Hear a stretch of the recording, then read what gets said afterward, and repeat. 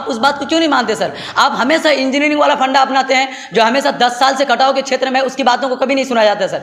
खास करके विधायक जी कई मरतबा बोले हैं, आप जिधर बनवाए सर वहाँ कांटा टप्पू में कोई काम का नहीं सर, सिर्फ पैसे का बंदरबाट हो रहा है सर। आप इस बात को समझिए। अगर आप इस पर जांच कमेटी बैठाएंगे तो आप देखेंगे कि करोड़ों रुपए का उगाही सिर्फ आप जल निस्सरण पे हो रहा है। इस पर कब कार्रवाई होगी? कार्रवाई होनी चाहिए सर।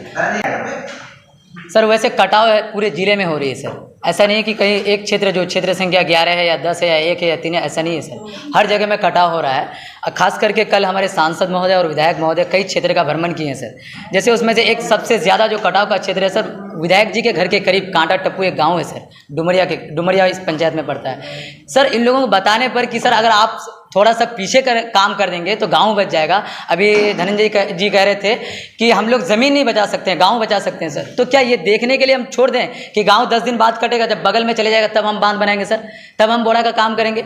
हम कई गांव आपको गिनाना चाहेंगे सर। विधायक जी कई मरतबा फ़ोन करके बोलते हैं सर, कोई इस पर कार्रवाई नहीं होती है।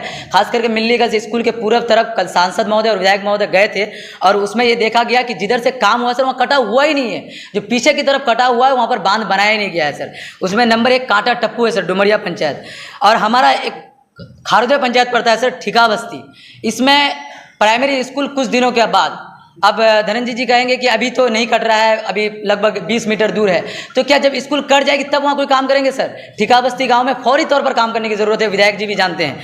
उसके बाद सर भोलमरा पंचायत अंतर्गत बस्ता और ठिका बस्ती, उत्तर बस्ता और कोला बस्ता, ये चारों गाँव कटान के चपेट में सर। बस 20 से 25 फीट की दूरी पर है। अगर आप इसमें फौरी तौर पर काम नहीं करेंगे तो आप ये मान लीजिए कि 10 से 15 दिन के अंदर बहुत सारा घर को खाली करके वहाँ से जाना पड़ेगा सर। अब सर यहाँ पर अभी हमारे जिला परिषद सदस्य क्षेत्र संख्या 3 के जो जिला परिषद सदस्य हैं वो ये कह रहे थे, वार्ड नंबर 1 सिंगीमाड़ी में सर इतना भयावह कटाव है, अगर आप वहाँ जल्द से कोई काम नहीं करेंगे तो पूरा गांव नदी में बह जाएगा सर। उसमें वार्ड नंबर 12 भी है सर, जनता हाट।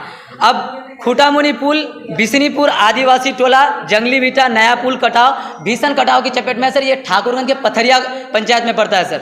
अब आपको हम बताएंगे सर दल्लेगांव पंचायत के बारे में। क्षेत्र संख्या 12 की जिला परिषद सदस्य कह रही थी कि तेलीबिट्टा, अभी वो बहुत सारा गांव नहीं बताया सर, सिर्फ वो दल्लेगांव के बारे में बता रही थी। तेलीबिट्टा एक ऐसा गांव है सर जो भयंकर कटान के चपेट में है। पाठामारी बॉर्डर है सर, पूरब टोला, बैगनबाड़ी, ये सब गाँव है जो भयंकर कटान की चपेट में है।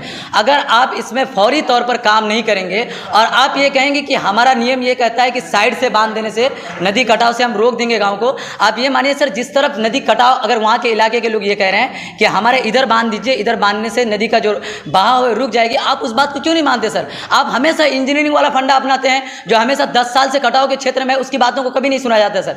खास करके विधायक जी कई मरतबा बोले हैं, आप जिधर बनवाए सर वहाँ कांटा टप्पू में कोई काम का नहीं सर, सिर्फ पैसे का बंदरबाट हो रहा है सर। आप इस बात को समझिए। अगर आप इस पर जांच कमेटी बैठाएंगे तो आप देखेंगे कि करोड़ों रुपए का उगाही सिर्फ आप जल निस्सरण पे हो रहा है। इस पर कब कार्रवाई होगी? कार्रवाई होनी चाहिए सर।